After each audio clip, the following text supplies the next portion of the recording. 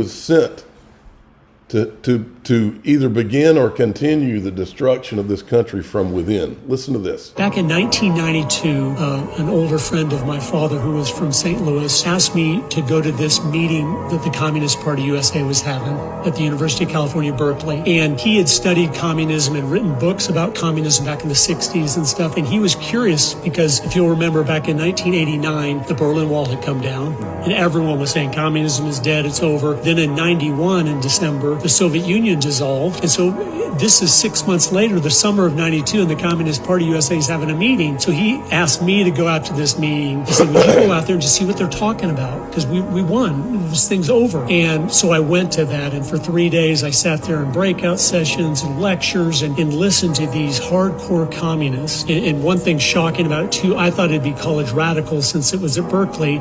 So I dressed like a college radical with some radical T-shirt on. So I walk into the auditorium. There's 14 or 1,500 50, 60, and 70-year-olds with briefcases. And I thought, whoa, this is actually serious. It's not just some radicals. And many of those exact people, as I researched them later, ended up being in Obama's cabinet in 2008. And that's what motivated me to make the movie, because I realized, wait, these are the people that were at this communist meeting with me back in 1992. But at that meeting, they laid out this plan, how they wanted to take America down from the inside. They were going to focus all their energies on that now. They'd been focusing on it for a while, but they realized they could never outspend America because capitalism, free enterprise is so successful. And they that woke them up. Okay, we got to go to plan B. They just keep building more and more. And of course, we had all the years of Reagan where he'd really built the military up. So they realized we're in trouble here.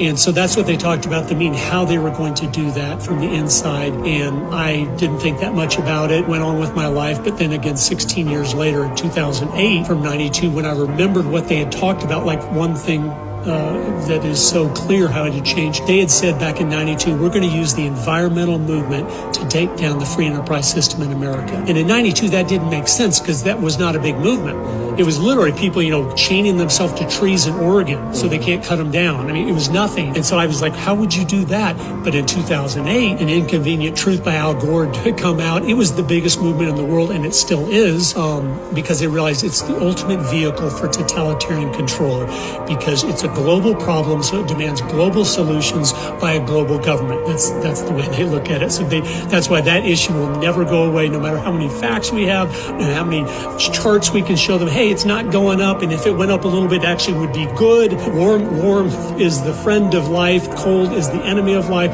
All the logical things that they don't. But from that, I wrote a letter when I was a representative on that communist meeting in 1992, and it just blew up into a huge thing. And one of the men that responded to that and said, what Representative Bauer says is true, but it's nothing new.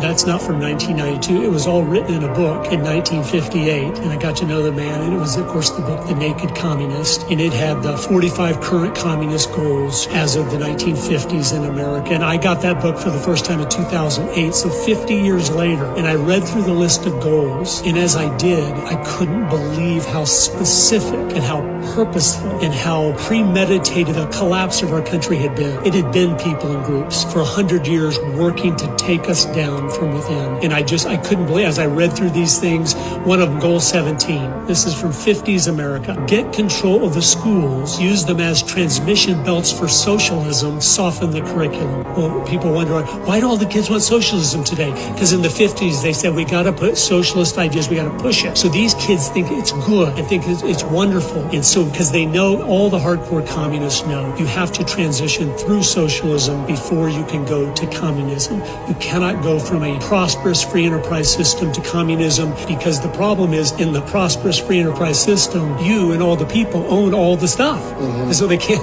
it's like, how do we get this? They have the wealth, they have the guns, they have the property, we got to transition into socialism where we slowly get control of everything. And then it's easy to flip overnight, especially if you can disarm them. Then overnight, it's no more Mr. Nice Guy. You do what we say or you get a bullet in your head. Mm-hmm. I mean, and that happened over and over again throughout the 20th century. So it's not like some new strategy. That's what they did to most of the countries that fell to communism, and a lot of people don't know this, during the 20th century, like 65 or 70 countries that fell, that's how they fell. They did not, the tanks didn't roll in and take them over. They stirred up, their radicals stirred up the college professors to stir up the young people for freedom, it's not a just government, because it wasn't a perfect government, whatever country it might have been, like Cuba or something. No, it wasn't a perfect government, but it was pro-American. They had a lot of freedom. They were prosperous, but the people there stirred it up and said no. And so what happens is the communists do that, then they put up their puppet as the guy that's for the people, and the people usually vote that person into power. Well, they put up their puppet. Does that sound familiar?